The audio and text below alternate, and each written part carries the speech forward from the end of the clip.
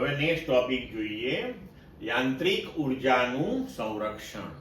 બરોબર, તો પહેલા તો આપણે યાંત્રિક ઉર્જા એટલે શું એ સમજીએ. બરોબર છે, ધારો કે કોઈ પદાર્થ સંરક્ષી બળ F ની અસર હેઠળ ડેલ્ટા x જેટલું સ્થાનાંતર કરે.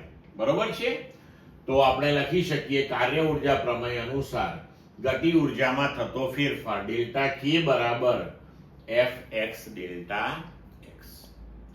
તેમજ હમણાં આપણે સંરક્ષી બળો માટે સ્થિતિ ઉર્જાની જે વ્યાખ્યા ભણ્યા તેને અનુરૂપ આપણે લખી શકીએ કે Fx ડેલ્ટા x બરાબર માઇનસ ડેલ્ટા v. બરોબર, ઋણ સ્થિતિ ઉર્જામાં થતો ફેરફાર. બરોબર છે, હવે આ બે સમીકરણ જે છે એને આપણે સરખાવી દઈએ તો ડેલ્ટા k બરાબર માઇનસ ડેલ્ટા v આપણે લખી શકીએ. બરોબર છે, તો અહીંયા આપણે લખી શકીએ કે ડેલ્ટા k વત્તા ડેલ્ટા v બરાબર 0. એટલે કે ગતિ ઉર્જામાં થતો ફેરફાર વત્તા સ્થિતિ ઉર્જામાં થતો ફેરફાર બરાબર 0. બરોબર છે, તો delta into k plus v બરાબર 0. બરોબર, હવે અહીંયા જોયું કે ગતિ ઉર્જા અને સ્થિતિ ઉર્જાના ફેરફારનો સરવાળો 0 છે.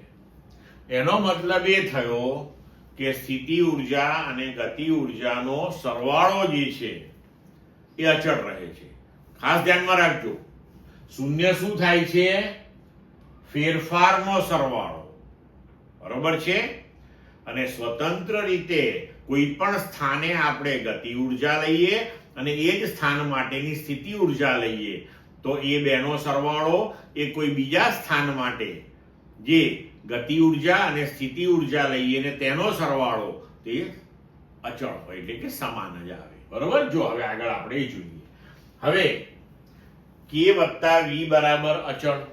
બરોબર છે, તો પ્રારંભિક સ્થાન xi લઈએ અને અંતિમ સ્થાન આપણે xf લઈએ પદાર્થના સ્થાનાંતર માટે. તો પ્રારંભિક સ્થાન માટે આપણે ગતિ ઉર્જા અને સ્થિતિ ઉર્જાનો સરવાળો ki વત્તા vxi અને અંતિમ સ્થાન માટે આપણે લખી શકીએ kf વત્તા vxf. હવે અહીંયા જે ગતિ ઉર્જા અને સ્થિતિ ઉર્જાનો જે સરવાળો છે એને પદાર્થની યાંત્રિક ઉર્જા કહેવામાં આવે છે.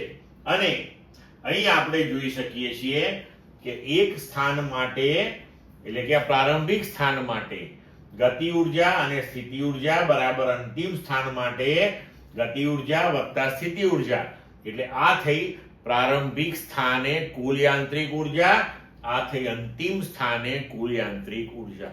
એનો મતલબ એ થયો કે કુલ યાંત્રિક ઉર્જા અચળ રહે છે.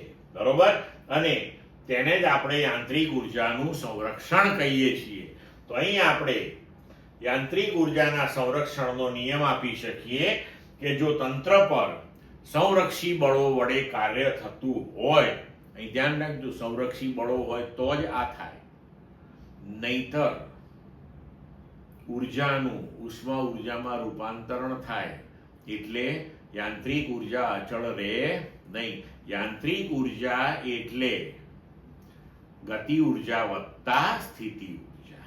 બરોબર છે, તો જો તંત્ર પર સંરક્ષી બળો વડે કાર્ય થતું હોય તો તંત્રની કુલ યાંત્રિક ઉર્જાનું સંરક્ષણ થાય છે.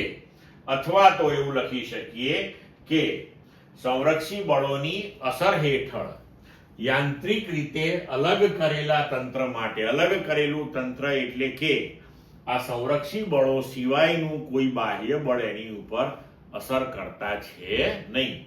એનો મતલબ એવો થાય. તો એવી રીતે અલગ કરેલા તંત્ર માટે યાંત્રિક ઉર્જા હંમેશા અચળ રહે છે. બરોબર, ક્લિયર મિત્રો?